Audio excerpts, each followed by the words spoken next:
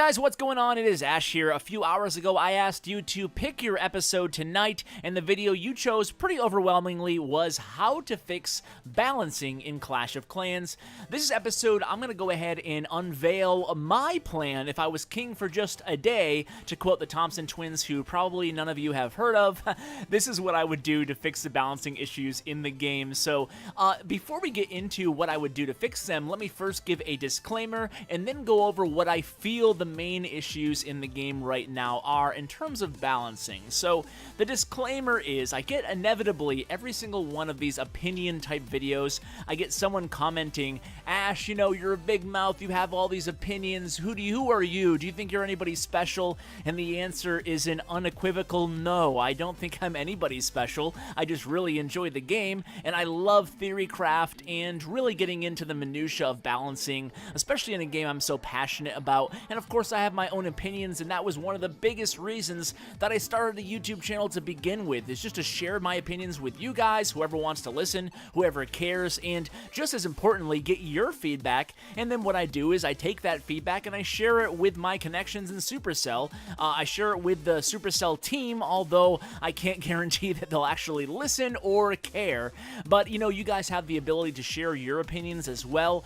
Oftentimes, I've been present in the NDA chat where people have shared really well-written and well-articulated posts from the forums about balancing or a number of different issues in the game with the actual Supercell team. So your best bet to communicate with the team is to really sit down and devote a bunch of time to a really well-articulated post on the forums, or if you have your own YouTube channel, even if it's really small, to go ahead and put out a video like this, and oftentimes it does get shared with the team, so at least they can hear your feedback. So okay, disclaimer is done. Now let's get into what the real issues are in the game right now in terms of balancing. So I'm not going to touch on Town Hall 1 through 8 in this video. I feel like Town Hall 1 through 8 is pretty well balanced. I mean, Town Hall 1 through 8 has always been, I should say, relatively easy to 3-star at, and obviously you're developing your knowledge of the game throughout those Town Halls as well. So once you hit Town Hall 8, that's when things start becoming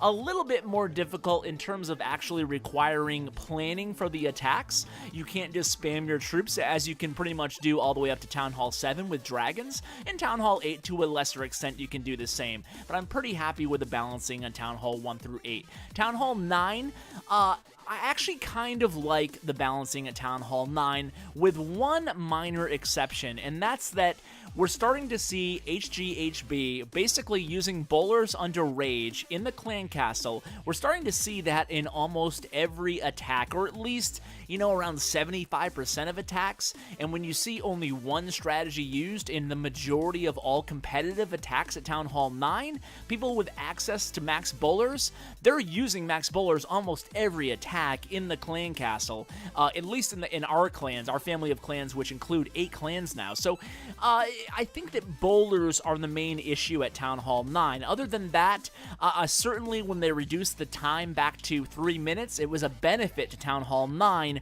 rather than kind of a curse, which one might make the argument was the case at Town Hall 10 and 11. But I'll get to that in a little bit. Now, just to finish up with Town Hall 9, you start seeing a problem whenever there's a really dominant attack at any Town Hall level, and this is going to come into play when we start talking about Town Hall 10 and 11 in just a minute. But whenever you see one attack that's so dominant, such as HGHB using giants and bowlers at Town Hall 9, then you start seeing them kind of push away all the other strategy, namely air attacks. So Laloon and Go Laloon, while we do see some of those attacks still, it's just not like it used to be. It used to be very, very well balanced at Town Hall 9. About a year ago or so, you used to see almost the same amount of air attacks, Go Laloon, or even Penta Laloon attacks, as you did the Go-Ho attacks, the ground attacks, especially after they nerfed Hogs way back in the day. Now we're talking like a year and a half ago, right when Clan Wars came out. when they nerfed the hogs, then you started seeing the air have room to breathe, and that's when you really saw Laloon kind of take off when they introduced the Lava Hounds, obviously, at Town Hall 9. So I do miss the air attacks being more of a staple at Town Hall 9, because then you could kind of carry that over to Town Hall 10 and Town Hall 11, and it was just really nice to get familiar with air attacks at Town Hall 9. Now ground is so dominant at Town Hall 9 that I feel like I kind of miss those air attacks again. So I think the air is in desperate need of a buff across the board at every Town Hall level 9, 10, and 11 that we're going to be talking about today.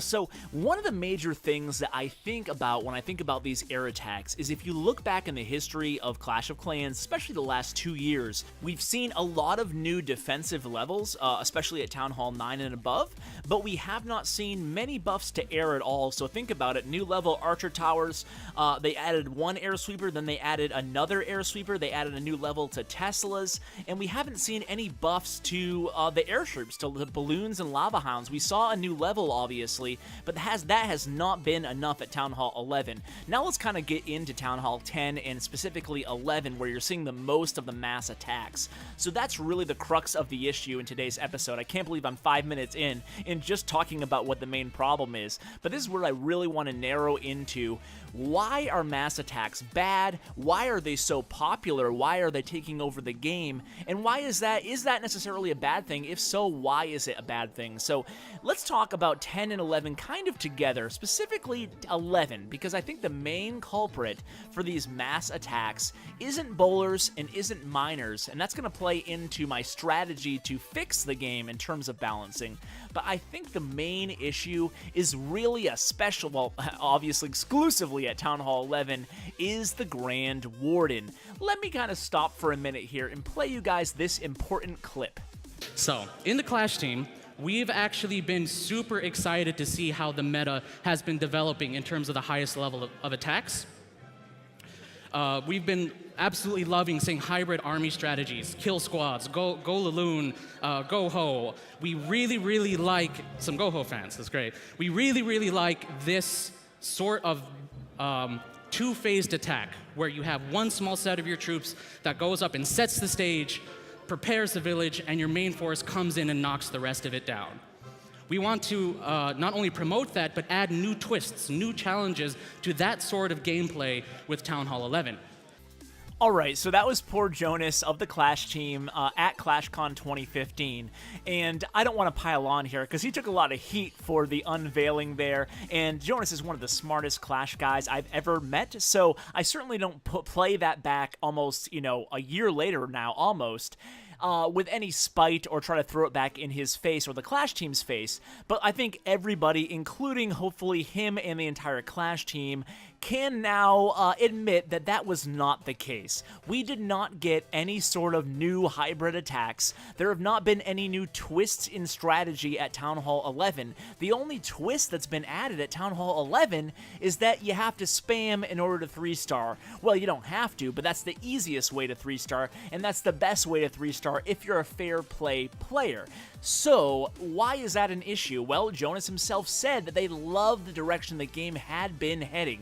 They love the multi-phase attacks that you really have to sit there and plan out for a long time, and truthfully, I love those attacks as well, and I think the Grand Warden is the main culprit here. The Grand Warden's Eternal Tome and the Life Aura ability both really incentivize attackers to clump their troops up around that Grand Warden so they can take advantage of those two really powerful abilities. So that is promoting spam attacks, one-phase attacks, where you just drop all your troops and hope for the best. Sometimes you 3, sometimes you don't, but it's your best shot at getting 3 stars, especially without a lot of planning. So that's a big issue at Town Hall 11, the Grand Warden. That being said, I do think that miners and bowlers are a little bit too overpowered right now, just very slightly actually, especially because using miners or bowlers at Town Hall 9 or 8 in the clan castle is so incredibly overpowering. So here's my game plan, really short and sweet, on how to fix everything and keep the community happy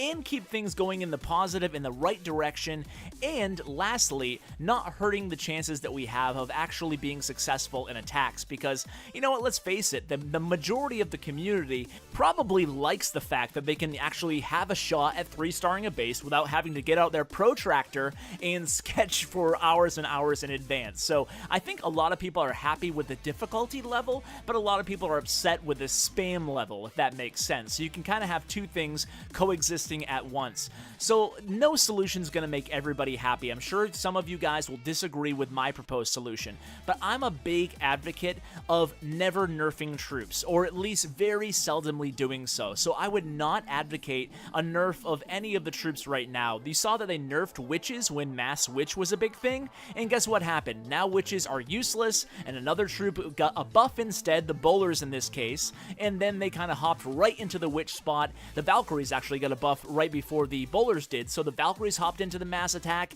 and then the bowlers hopped into the mass attack, and now the miners are a mass attack. So my proposed solution here are the following. And again, you'll want to note that there's not going to be almost any nerfing here at all, because I think the best way to nerf troops and keep the community happy here isn't an endless cycle of nerf buff, nerf buff, nerf buff.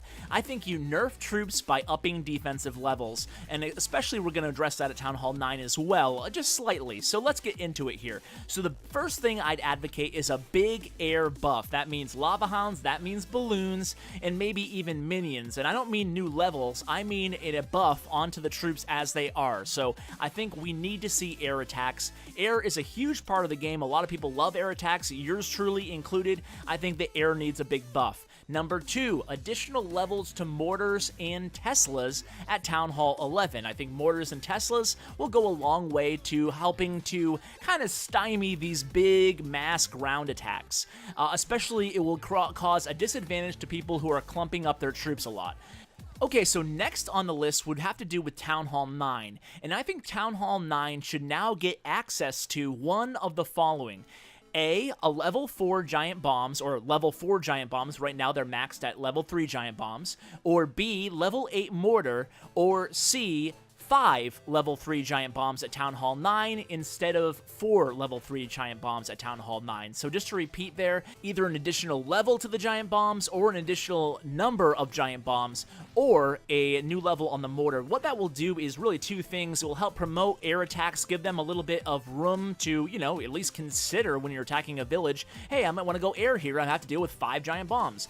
Or B, it will obviously, the giant bombs especially, do create a little bit more of an issue when you're using bowlers in combination with hogs, and bowlers and hogs really dominate Town Hall 9. So I think that would help curb those attacks a little bit, make it a little bit more even with air, especially if we're also buffing air in this pretend scenario. And then moving on here, I think there should be a slight nerf or a reworking of the mechanics of the Grand Warden's Eternal Tome ability specifically. So Life Aura, I don't really have a huge problem with, but there's really a couple directions they could go with this in terms of reworking the Eternal Tome. Number one is you could make it a universal godlike ability which basically hits every single troop on the entire map for a much shorter duration. That would really fix the problem in terms of clumping troops because you wouldn't have to have the troops next to your Grand Warden. Obviously, there's many other ways you can nerf the Grand Warden or change the mechanics. You could also make the Grand Warden's Eternal Tome ability cap out after a certain number of troop space, kind of like the clone spell currently does. And by the way, the clone spell needs a huge buff. It needs to affect more troops, or it needs to last permanently right now, because even though I think it's a really cool spell, I do have to come right out and say it, guys. I was wrong. I was in the minority, the only one saying that I really love the clone spell, and I was wrong. I mean, the clone spell just isn't strong enough, certainly not to justify 4 spell slots. So the last thing I would do is buff witches. Obviously, it wouldn't be a Clash with Ash video if I didn't mention that. And here's what I believe, in conclusion, these proposals would do for the game. Number one, most importantly, it would stop the buff, nerf, buff, nerf, buff, nerf cycle and keep the community relatively happy here. I think you should always nerf through defensive levels. Number two, air would be relevant again, hopefully. Number 3, there'd be more diversity at Town Hall 9 through 11 in attacks. Number 4, the Grand Warden should kind of curb the usage of these spam attacks a little bit, and then we can kind of reevaluate from there. So guys, thanks so much for watching today, really appreciate it, and as always, take care, guys.